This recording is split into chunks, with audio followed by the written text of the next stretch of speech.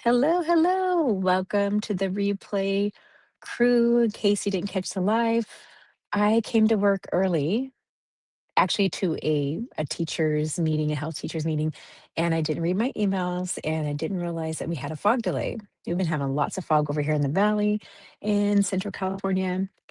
Got my hair done last night, been walking in the fog, and it's kind of like not as the same, but it's like beachy waves. So coffee and chat. And the meeting's going to start in like 25 minutes. So I just thought, I'm going to hurry up and jump on here. I took this time. Thankfully, I brought a book and I have been reading enough. So I'm going to go ahead and hopefully people will join. If not, they're going to watch on the replay. So let's go ahead and get to it. So I am on page 33. I've been reading this kind of slow. And some of my friends, like Sweet Tea, she is already done with the book. So I'm trying to catch up and I'm just like trying to read whatever I get a chance to. So they're talking about this lady who was in the Oprah's audience back in January last year in 2020. Actually, I think it was January 2024, not 25. And it was the battle against shame, shame, no blame, that whole meeting. And so she was talking to Jill, who's a mother of five, and she was a member of the audience at the Making the Shift YouTube special. Okay, so it was that one.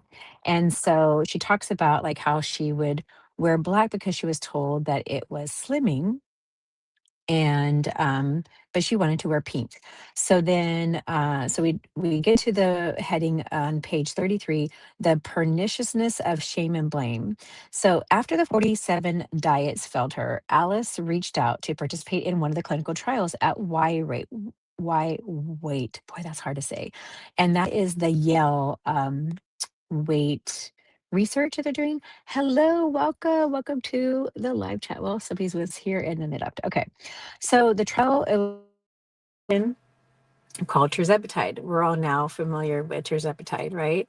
And so that was being developed for the treatment of obesity. What happened over the course of the next year and a half transformed her life and her health. She lost nearly half of her body weight. Her knees stopped hurting. So did mine. Like I've lost half of my body weight. I've lost 53% of my body weight, and my knees are no longer hurting, which is amazing. So I know how this person feels. And she stopped counting every calorie. She stopped keeping a daily weight chart on her bathroom mirror. And in her own words, I stopped being mean to myself. Before starting the medication, she ate healthfully, tracked this is what we're reading right now, every morsel of food, exercised every day, and went to PTA meetings. After starting the medicine, she ate healthfully, tracked every morsel of food, exercised every day, and went to PTA meetings. The only difference was that with the medication, copy, cheers, everybody. Happy Thursday. Food Pharaoh, hi, hello, welcome. So, didn't realize that we had a fog delay. And so I came to our district office today where I'm waiting for our health teachers professional development, our meetings that we do every once in a while. So I thankfully have a book to read. I'm on page 33 of Enough. So she was taking tirzepatide and her knees stopped hurting, which so did mine, and a lot of other people have experienced the same thing. Um, she was part of the Yale weight research trials for tirzepatide. And so she said the only difference was that after she started making these changes was the difference was the medicine. She lost weight. Near the end of the trial, I asked her what this experience felt like. She captured the biology of obesity treatment with these new medications in one succinct sentence. It's just as easy to lose weight as it ever was to gain weight. Wow. How many of us can say that too? I would say this has been the easiest way I've lost weight. And I've lost weight 100 million times, and including weight loss surgery, gastric bypass 25 and a half years ago, and regained. So finally, her brain felt that her body had enough. She felt a sense of ease. In fact, the origin of the word disease is lack of ease. Wow, disease is lack of ease, right? So treating the disease brought her ease. It wasn't until Alice took the medicine that she slowly began to understand and believe that biology was the real cause of her medical condition. Alice was living the biology. She knew that she was doing everything exactly the way she had done it before the medication. Oh, and food Pharaoh, can you hear me okay? Am I saying that right? Food Farrell, Farrell. I always forget how to say the last part. Let me know if you. I have put my AirPods in, and I don't know. I'm hoping that you can hear me okay. And I don't know how to do the. Oh, show comments on stage. Oh, let's see. Mm, seems like every time I choose show comments on screen, it asks me to pay. But I know one time I did it without having to pay, so I don't get that. That is so weird. Okay. So I just have a few minutes. So I want to chat, get in here and then chat, have some coffee, just read a little bit of this book. Um, it wasn't until Alice took her medicine. Okay. So she knew that she was doing everything exactly the way that she had done it before the medicine. And without the medicine, it was almost impossible for her to lose weight. How many of us can say, yeah, sometimes it's really hard to lose weight, or you can lose like 25 pounds and then it's hard to lose any more than that on her own. So, but the medicine, she was able to lose the weight and kept it off. Oh, but with the medicine, she was able to lose the weight and keep it off. She began to understand that it wasn't her fault, or so I thought. At the end of the trial with tirzepatide, so they made her stop the medicine for like a month and then check in to see like how she was doing. And I know she's mentions that she gained 12 pounds until they got her back onto medication. So Alice had to stop the medicine for 1 month and then come in for her 1 month visit. Many studies require some time off of the medicine before the final visit so that the participant's health can be assessed and safety can be ensured. Less than a week after that last study visit, she came back to see me, not as a participant, but now as a patient in the clinic. I've gained 12 pounds in 4 weeks, she said. She was near tears, which we can all understand that. It'll be okay, I said. It's not your fault. It's biology. Well, we'll try different medications to address the biology of your obesity. Alice knew intellectually that usually after medicines had stopped, most people start to gain back the weight. And it's the same as if someone stopped taking their insulin, their blood sugars would go up.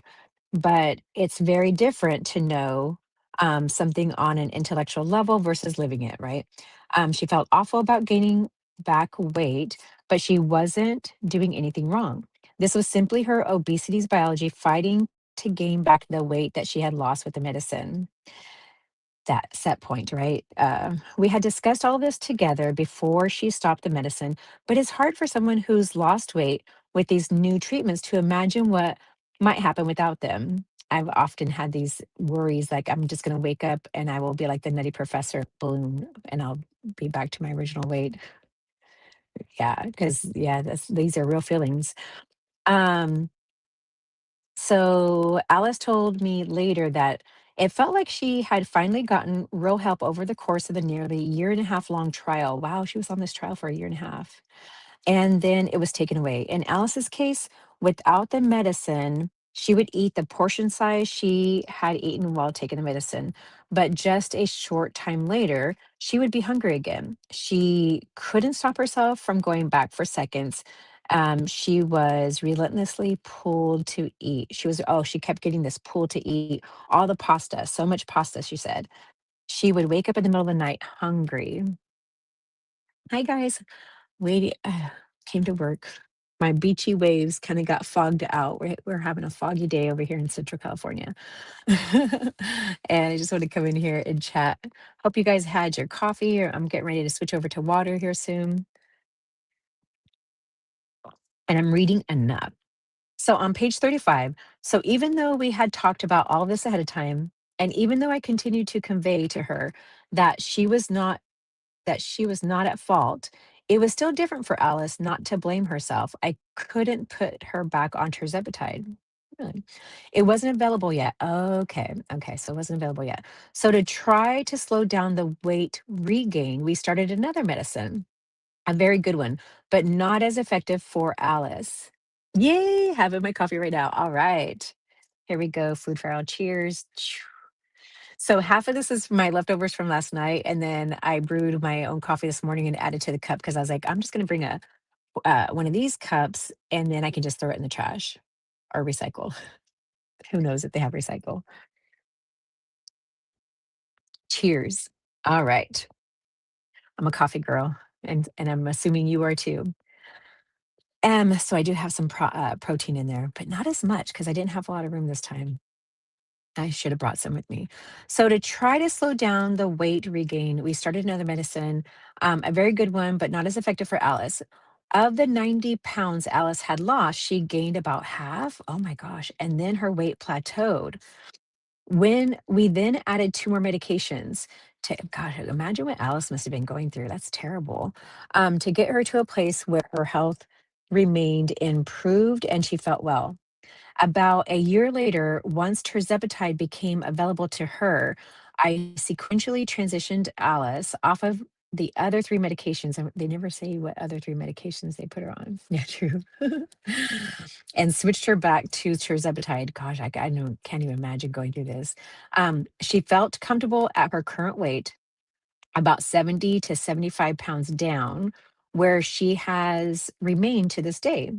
Alice surprised me during a recent visit when she confessed that despite all of those years we spoke about biology and all of those years she had lived with her biology both on and off medications, only now is she starting to truly internalize, understand, and embrace that it really is biology that determines her weight, not her willpower. Since she began taking tirzepatide, she knew it was working, targeting her obesity biology, but letting go of the idea that she was in control, wait, that somehow she was in control and responsible for her weight was something altogether different. That's how intractable the shame is, along with the belief that we are ultimately fully in control. And it's also why it really matters how we talk about these medications.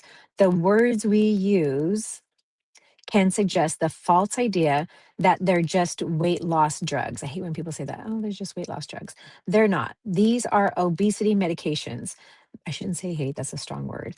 Medicines that target the biology underlying this chronic disease, page 36. Let's consider what obesity actually is. When the parts of the brain that manage energy stores start telling the body to hold on to more fat than it needs, these medications help recalibrate those signals to the body. Then wants to store less energy, less fat, helping to restore us to more health. That is why people who take the medicines not only lose weight, but maintain weight loss. Good. Obesity is a chronic disease, not a choice. Treating obesity is a lifelong process. We now know that targeting the biology to recalibrate the set points treats the disease itself, and that this can also potentially prevent or treat hundreds of other obesity related conditions. So this morning I was listening to Dave on the Pin, um, who was talking about retatrutide and um, the changes that Eli Lilly is looking into. Um, and also, I was listening to the Downsized and Christopher. And so, yeah, so they are working on the research and looking at targeting osteoporosis, knee pain, and how retatrutide could target the knee pain. Which I'm really interested in the osteoporosis stuff because I need to go in for another DEXA scan. When I started my health journey 3 years ago, I had a DEXA scan. I think I was closer to 50. Well, I'm 56, so I miss maybe I had it more than 3 years ago, but it was somewhere between 50 and 53, and they said I had osteopenia. Now, I do have a gastric bypass, had that 25 and a half years ago. I do have to worry about nutritional deficits because I don't absorb my nutrition the same way other people do because of my stomach and how the intestine has been surgically changed. And I was not good about taking my calcium, and I'm not a milk person. So, yeah, so I've been trying working on that, and I'm working on doing weight bearing exercises. So I'm really curious to see has there been any changes, and I hope so. But that is really interesting with retatrutide because of the um, how they're looking at osteoporosis and knee pain and stuff. So there actually is a current group of trials, and he was giving the stats today. I can't remember if it was Christopher that was giving the stats. I think it was. He was talking about like how people are doing on it. Okay, getting back to this. So, obesity is a chronic disease, not a choice. Treating obesity is a lifelong process. We now know that targeting the biology to recalibrate the set points treats the disease itself, and that this can also potentially prevent or treat hundreds of other obesity related conditions. Taking obesity medications is not the easy way out. It is treating the biology of the disease. Sometimes I am asked how it is that I don't blame people for having obesity. My answer is simple. Could I blame my father? This is the author, Dr. Anya. She talked about her dad being obese. I never thought it was his choice or his fault or his choice. He never quite felt full or satisfied with the amount others ate. He wanted seconds, and that was his brain, his biology. Um, at some point, he crossed a threshold. He developed obesity, and his brain just wanted more. It was never enough. At the time, we didn't understand biology, so we blame filled the gap, but science has since confirmed that it wasn't his fault. Just as it wasn't Oprah's, Alice's, or Rebel Wilson's fault, or that any of one of my patients or participants in the millions of others who struggle, or the millions of others who struggle with obesity. Obesity is a complex chronic disease. So Oprah inserts, I want to acknowledge that I have been steadfast participant in diet culture that contributed to some of this shame. Through the magazine, through the talk show for 25 years, through online channels, I've been a major contributor to it. I cannot tell you how many weight loss shows and makeovers I have done. That famous wagon of fat, I remember that too, because I was finishing up Nutrisystem whenever she had that wagon of fat. That wagon of fat moment on the Oprah Winfrey show is one of my biggest regrets. I sent a message to the people watching that starving yourself with a liquid diet was a standard that neither I nor anybody else could uphold. Maya Angelou always said, "When you know better, you do better." That's a good one. Yep. When you know better, you do better. That's one of the favorite teachings from her. So, or one of my favorite teachings from her. So, the conversations online, on TV, and in this book are my effort to do better, recognizing once and for all that obesity is not a moral failing, that it's a chronic relapsing disease that has been life changing for me. I did not get the memo 10 years ago, but now I know, and I want to spread that information to as many people as I can. Whether you choose to start moving more, whether you want to eat differently, whether you want to change your lifestyle, whether you want to take medications, or whether you choose to do absolutely nothing because you are satisfied exactly the way you are, that's up to you. Whatever your path, though, all I ask is that we stop the shaming of others' choices. Good one. That's the end of page 37. So I am barely at chapter 2, chasing enough. What is obesity and why do I have it? So maybe tonight I'll have time to get in here and maybe I'll go live and read chapter 2. Let me know. Would you guys like to do that? Um, I do need to go to the potty and get in there. So I have my water. I think they have water in there, but just in case, I'm gonna bring my water. I didn't bring my tumbler today. And yeah, I just want to come in here and say hi. Thank you, Food Pharaoh. I appreciate you being here. And thank you, anybody else who's on here, maybe in the bushes. Maybe just I came up on your feed as a live and you're just like, hey, who is this lady? So I have maintained for a little over a year, 160 to 165-pound weight loss. Right now, since I've had skin removal surgery, I've been staying a little closer to 145. I was more of the 150 to 153 until skin removal. I had a hernia surgery in August, which also included a panelectomy. And then they did take some skin vertically since they had to open me up to fix a hernia that had reoccurred, and it was huge. So if you see some of my other videos, I had this huge, big hernia. It was the intestines coming through the inner skin lining. And what I've found out is if through asking, I have an insurance. I'm a teacher, and my insurance I choose to have is a PPO, preferred provider. Can you say it? Preferred provider organization. I think is what we decided it was when I was talking to Dee Dee Shay on Downsizing Diva. That's what we looked it up to see exactly what that PPO stands for. But that seems to be the key to being able to get insurance to cover a panelectomy, which is taking that lower apron, the tummy that hangs over.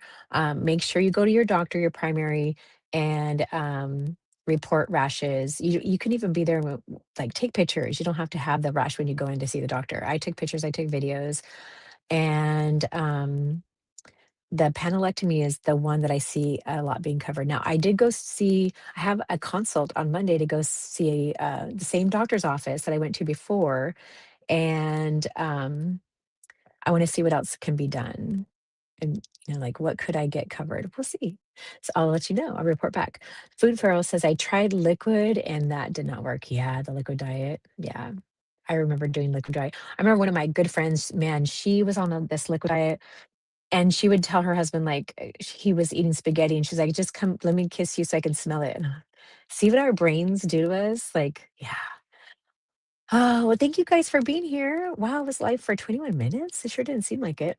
Um, but I'll try to get back on. And I definitely was thinking, wouldn't it be fun to go live while I'm traveling to? I'm gonna go from my home to yeah, to Food Pharaohs is true. I'm gonna go live to Los Angeles, and think I want to ride one of those Waymo autonomous cars again. I just booked my tickets. That way, like my husband doesn't have to take the time off, and I think my daughter's going to be busy that day taking her little to a dentist appointment. So I don't like to drive the Los Angeles freeways, so I'm going to take bus and then train, and I'll be at the beach this weekend, so I'll go live there too. Alrighty, everybody. Well, thank you for being here, and thank you to the replay crew that comes on. And Food Feral's working until 10 p.m. Oh my goodness. Wow, I'm on Pacific Standard Time, so it's 10:30 a.m. right now. And yeah, gosh, poor Food Feral. I know. I work 2 nights a week. So I know a little bit of how you are, but I've never worked until 10 p.m. Maybe I have, but not that much. All right. Well, you guys have a wonderful day. Yeah. Oh, thank you.